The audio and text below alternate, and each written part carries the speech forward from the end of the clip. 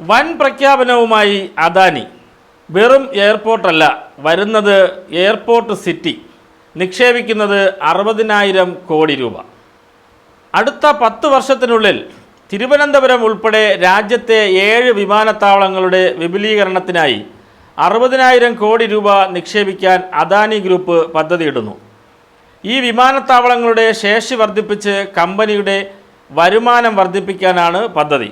അടുത്ത 5 വർഷത്തിനുള്ളിൽ Adani airport holdings എയർസൈഡിനായി 30,000 കോടി രൂപ ചെലവഴിക്കുമെന്നും അടുത്ത 5 മുതൽ 10 വർഷത്തിനുള്ളിൽ സിറ്റി സൈഡിന് 30,000 കോടി രൂപ നിക്ഷേപിക്കുമെന്നും Adani ports and special economic zone limited managing director Karan Adani പറയുന്നു.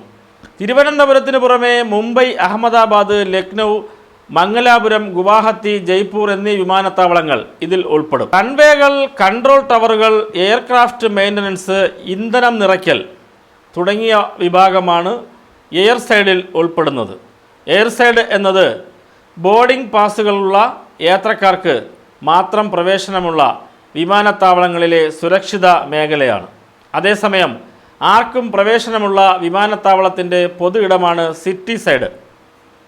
യാത്രക്കാർക്കായി വിമാനത്താവളത്തിന് ചുറ്റുമുള്ള വാണിജ്യ സൗകര്യങ്ങൾ ഇതിന് കീഴിൽ വരുന്നു. വിമാനത്താവളങ്ങളുടെ സിറ്റി സൈഡുമായി ബന്ധപ്പെട്ട് ഹോട്ടലുകൾ, കൺവെൻഷൻ സെൻ്ററുകൾ, റീറ്റെയിൽ ഔട്ട്ലെറ്റുകൾ, ഭക്ഷണശാലകൾ എന്നിവ ഉൾക്കൊള്ളുന്ന വികസന പദ്ധതിയാണ് അദാനി ആലോചിക്കുന്നത്. സിറ്റി സൈഡ് വികസനത്തിന് പാരിസ്ഥിതിക അനുമതി, ഭൂമിയുടെ ലഭ്യത തുടങ്ങിയ നിരവധി കാര്യങ്ങൾ ആവശ്യമുണ്ട്. അതുകൊണ്ടാണ് 5 വർഷം വരെ പദ്ധതിക്ക് ആവശ്യമായി വരുന്നത് എന്ന് അദാനി ഗ്രൂപ്പ് വ്യക്തമാക്കുന്നു.